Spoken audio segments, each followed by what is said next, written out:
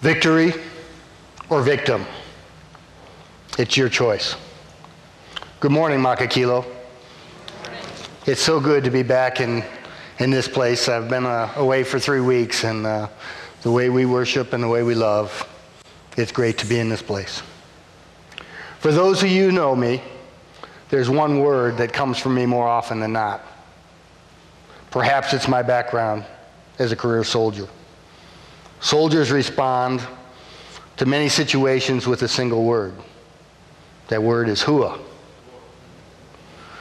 When you're talking to a soldier and you want to know whether he understands, you ask if he does, and he'll respond, hua. When that soldier's been directed to do something and he's done it well, you look him square in the eyes and you respond, hua. Welcome, all right, thank you, outstanding. All of the times, soldiers will replace these words with hua. This is not so foreign to us here in Hawaii. Consider the single word aloha. Aloha means hello and goodbye. But it also means affection, love, peace, compassion, and mercy.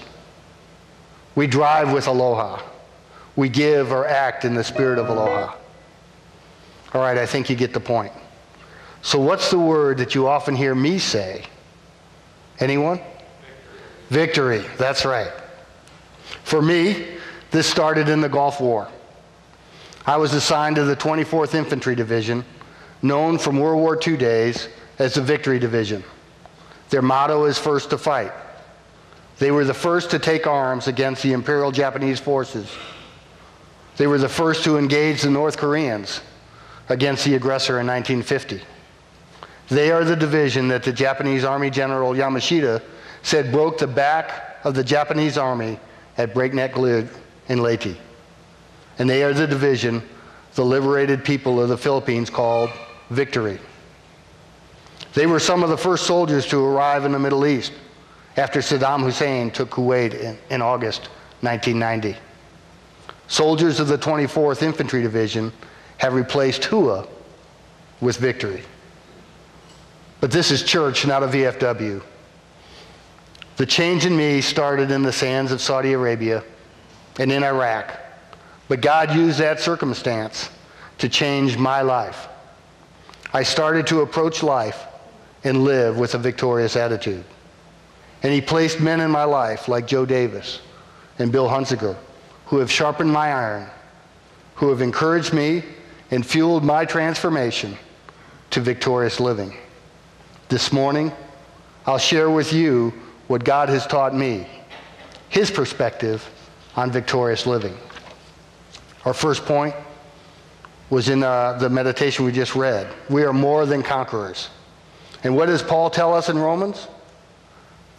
We are more than conquerors through Christ. Read with me, please, Romans 8:37. Ready? Begin. No, in all things we are more than conquerors through him who loved us. Now this verse doesn't say some things.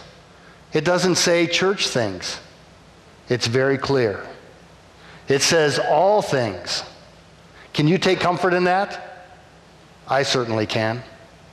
Throughout the Bible, the Christian life is pictured in terms of a great intensity, a race, a fight, a battle. In 1 Corinthians 9:24, do you not know that in a race all the runners run, but only one gets the prize? Run in such a way as to get the prize. Acts 20, verse 24. However, I consider my life worth nothing to me, if only I may finish the race and complete the task the Lord Jesus has given me, the task of testifying to the gospel of God's grace. Hebrews 12, verse 1.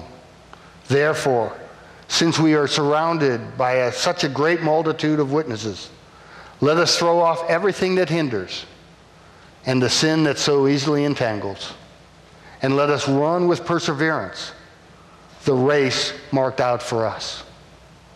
Now I love these last two verses. Why? because they make a very important distinction. We are not called to win every race. Look back in Acts. Finish the race and complete the task the Lord Jesus has given me. In Acts, let us run with perseverance the race marked out for us.